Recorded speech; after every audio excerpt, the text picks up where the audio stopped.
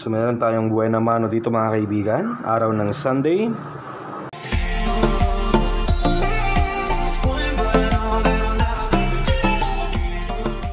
Dumating na rin yung order natin na keyboard para dito sa Acer Aspire 4752G. Ang kagandahan dito, meron lang tayong mga screws na tatanggalin sa likod, and then pwede natin siyang iangat gamit yung flat natin, parang sisikwatin lang natin dito. So, tanggalin muna natin yung screws sa likod. May mga signs naman tayo makikita dyan eh.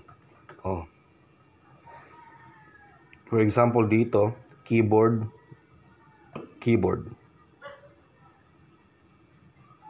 Okay. And tanggalin natin.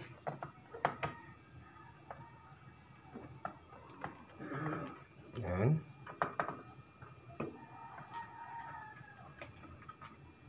Pati ito nasa baba mga kaibigan. Bali tatlo yan eh. Basta ito lang. Meron namang sign yung draw. Keyboard. Okay. Then, taob natin ulit. Alright. Siyempre, i-unbox muna natin yung nabili nating na-order nating keyboard. Tignan natin kung compatible naman, no?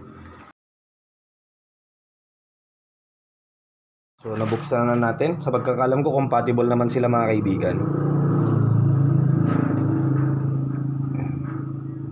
Okay. Dito, merong lock.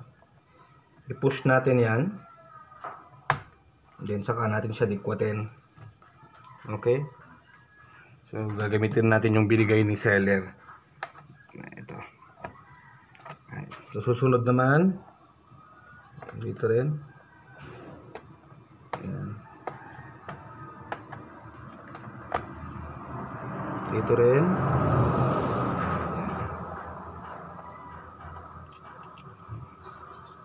Dito pa yung lock. Yun. So, natanggal na natin lahat. Yung nasa taas. Meron pa dito sa side mga kaibigan. Ayan. Dikwatin nyo na lang sa may side. Yun. Tanggal na. Then, remove natin itong tape. Then, angat natin yan. Yan. So, tanggal na mga kaibigan. Replace na lang natin. So, compatible naman sila. And then, lagay natin yung ating flex.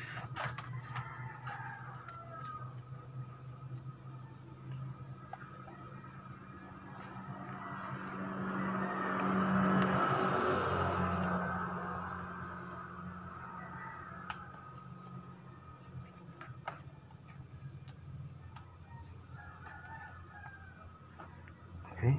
So, may ilagay na yan. Ngayon dito lang sa pinakababa, push natin. Push para mag-lock. Push.